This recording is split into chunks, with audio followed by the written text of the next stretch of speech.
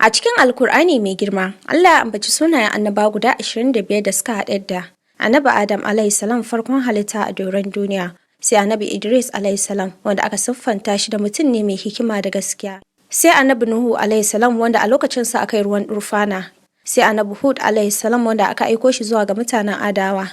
Sai kuma Annabi Salihu alayhi salam wanda aka aiko shi zuwa ga Samudawa. Sai Annabi Lut alayhi salam wanda Allah subhanahu wata'ala ya aiko shi domin ya yi gargaɗi ga masu neman jinsi. Sai Annabi Ibrahim alayhi salam a aiko shi duniya domin ya shirya da mutane zuwa ga bautar Allah subhanahu wata'ala shi kaɗai. Sai Annabi Ismail alayhi salam ɗa ga Annabi Ibrahim alayhi salam wanda Annabi Ibrahim alayhi salam ya himmatu da ya yanka shi a matsayin layya bisa umarnin Allah subhanahu wata'ala. Kuma a lokacin da aka kwanta shi da niyyar yanka shi sai Allah subhanahu wata'ala ya mai gurbin Annabi Ismail da abin yanka. Sai Annabi Ishaq alayhi salam ɗan Annabi Ibrahim kuma mahaifin Annabi Yaqub. Ishaq na nufin mutum mai dariya. Sai Annabi Yaqub alayhi salam mahaifin Annabi Yusuf alayhi salam wanda Allah ya jarabce shi da 'ya'ya masu tarin yawa.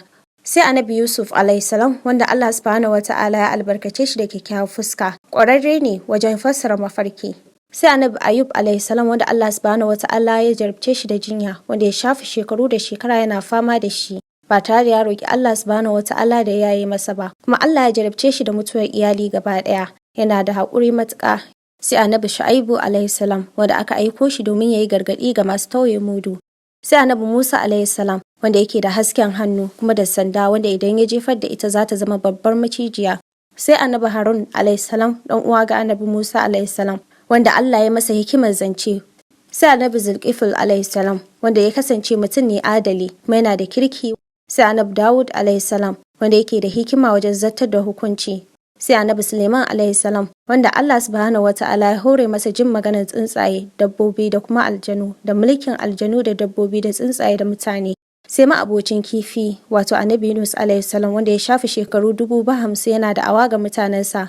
Sai Annabi Zakariya alayhi salam wanda yana ɗaya daga cikin zuriyar Annabi Suleiman alayhi salam a haife shi a birnin Jerusalem kuma sananne ne wajen kaɗaita Allah da bauta.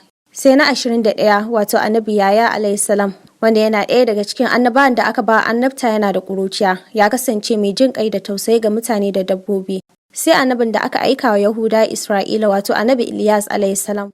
Sai Annabi Aliyasa alayhi salam wanda yana ɗaya daga cikin annabawan Bani Isra'ila, kuma sau biyu kaɗai aka ambaci sunansa a cikin Alkur'ani mai girma. Sai Annabi Isa alayhi salam shine annabin da aka haifa ba uba, shi yasa ake masa laƙabi da Isa ɗan Maryama, kuma zai dawo a ƙarshen duniya tare da yin kira abu Allah subhanahu wata'ala.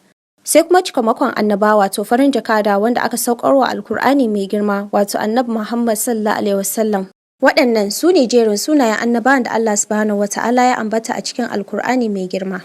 Amincin Allah ya ƙara tabbata a gabaki ɗayansu, da fatan za ku ci gaba da bibiya ta domin jin tarihin annabawan Allah guda 25 ɗin nan.